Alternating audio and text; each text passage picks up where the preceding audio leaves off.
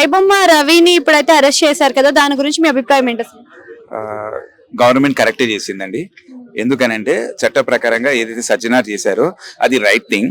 But public అంతా అతన్ని support చేస్తున్నారు, అది కరెక్ట్ కాదు. ఎందుకు కరెక్ట్ కాదంటే మన రాజ్యాంగ ప్రకారంగా కొన్ని హక్కులు ఉంటాయి, కొన్ని డ్యూటీస్ ఉంటాయి, కొన్ని రైట్స్ కూడా ఉంటాయి. పబ్లిక్ కి అతను ఫ్రీ ఇస్తున్నాడని చెప్పేసి వాళ్ళు అతనికి సపోర్ట్ చేస్తున్నారు తప్ప అదే ఫ్రీ ఇవ్వకుండా ఉంటే సపోర్ట్ చేసేవాళ్ళ.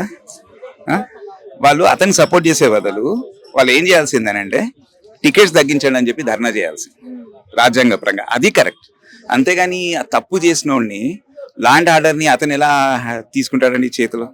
కంప్లీట్లీ రాంగ్ అది. అంటే మూవీ ప్రొడ్యూసర్స్ కూడా అలానే రేట్లు తగ్గేసి ఉంటే బాగుండేది. ఒక ఐమాక్స్ కి వెళ్ళి ఉంటే మినిమం 1000 రూపాయలు లేని ఒక ఫ్యామిలీ మూవీ చూడడానికి లేదు అని చెప్పేసి అని అంటున్నారు. మూవీ టికెట్స్ కాస్ట్ పెంచినప్పుడు అప్పుడు ప్రజలకు ఏం అనిపించలేదంటే? నేను చెప్పేది అదే, నేను చెప్పేది ఇక్కడ మీరు గమనించాలి. ఇక్కడ విషయం మెయిన్ ఏంటంటే వీళ్ళు ఎవరో ఐబొమ్మ రవి ఫ్రీగా ఇస్తున్నాడని చెప్పేసి దొంగతనంగా, ఒక రకంగా చెప్పాలంటే అది దొంగతనంగా చూస్తున్నట్టే, అది కరెక్ట్ కాదు. అది వీళ్ళు ఏదైతే ఇతని మీద ఇంట్రెస్ట్ చూపించి ఇది తప్పు అని అంటున్నారో అదే ఇంట్రెస్ట్, అదే శ్రద్ధ గనక ఫ్రీ టికెట్స్ రేట్ తగ్గించడంలో ఉంటే గనక బాగుండేది, అది న్యాయపరంగా ఉండేది.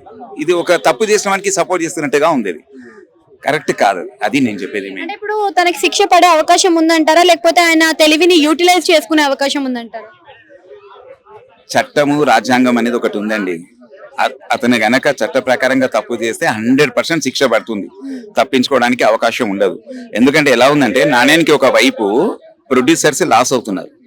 హీరోలు వాళ్ళ రెమ్యునరేషన్ తీసుకొని వాళ్ళు బాగానే ఉంటారు, జూనియర్ ఆర్టిస్ట్ వాళ్ళ పేమెంట్ తీసుకొని వాళ్ళే ఉంటారు. కానీ వీళ్ళందరినీ నడిపించేది ఎవరు? ప్రొడ్యూసర్స్. దీని వల్ల కూడా గవర్నమెంట్ కి ట్యాక్స్ రూపంలో ఇన్కమ్ వస్తుంది. ఒక రకంగా గవర్నమెంట్ ఇన్కమ్ ని కూడా ఇది చేసినట్టే కదా అతను అది చేసి. ఎందుకంటే మూవీస్ ఎక్కువ రోజులు రన్ అవ్వకపోతే వీళ్ళకి ట్యాక్స్ రూపంలో డబ్బులు రావు కదా. కాబట్టి ఏంటంటే అతను చేసింది ఒక రకంగా పబ్లిక్ కి కరెక్ట్ అని అతను అనుకుంటున్నాడు, పబ్లిక్ అనుకుంటున్నారు. కానీ అది తప్పు రాజ్యాంగ పరంగా, చట్ట ప్రకారంగా. వీళ్ళు పబ్లిక్ ఏంటంటే మెయిన్ గా రైటా రాంగా తెలియకుండా ఫ్రీగా వచ్చేస్తుందని చెప్పి వాళ్ళ స్వార్థం ఆలోచించి అతను కరెక్ట్ అంటున్నారు. అది ఎలా కరెక్ట్ అవుతుంది? ఎందుకంటే పైరసీని ఎంకరేజ్ చేయడము రాంగ్ అని చెప్పి లా ఉంది.